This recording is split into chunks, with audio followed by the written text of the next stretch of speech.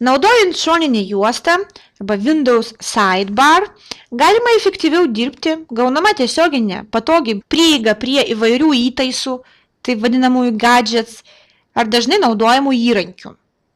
Šie įtaisai tai nedidelės programėlės, skaičiuoklis, laikrodis, be to tai gali būti interneto paslaugos, informacija apie orą, naujienos, radio transliacijos, pristatymai ir taip toliau. Gavę naują kompiuterį, jūs turėsite 3 įtaisus.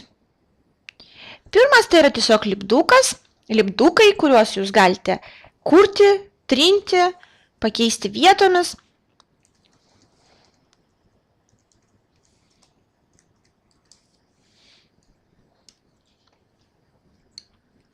Kitas tai yra laikrodis, kurio išvaizdą irgi galima būtų keisti.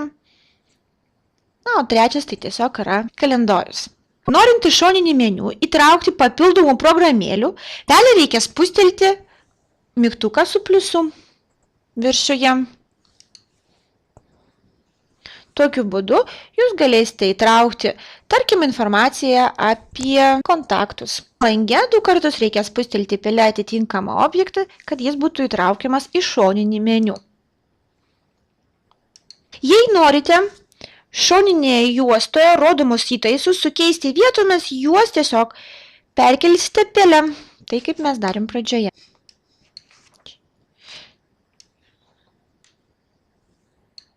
Jei programėlį iš šoninės juostos norite pašalinti, ant tos programėlės pastumkite pelę. Pasirodžius mygtukams, spragtelėkite uždarymo mygtuką. Jei norite keisti programėlės išvaizdą ar kitus nustatymus, ant reikiamos programėlės pastumkite pelę, pasirodžius mygtukams, spragtelėkite nustatymo mygtuką.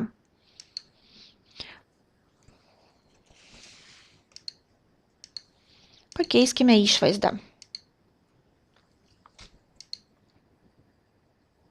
Norint tvarkyti šoninės juostos nustatymus, laisvoje juostos dalyje spragstelkite dešinį pelės klavišą. Ir kontekstinė meniu pasirinkite šoninės meniu nustatymus, properties.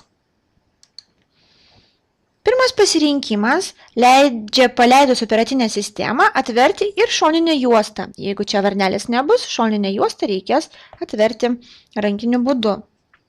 Antras pasirinkimas reiškia, kad šoninę juostą reikia laikyti virš kitų programų langų. Ir kurioje ekrano pusėje rodyti ją, dešinėje ar kairėje. Šis skaičius reiškia, kad jei prijungti 2 monitoriai, kuriame rodyti šoninę juostą. Ir kiti pasirinkimai leidžia rodyti juostoje esančias programėlės ir atkurti su Windows įdiegtus įtaisus.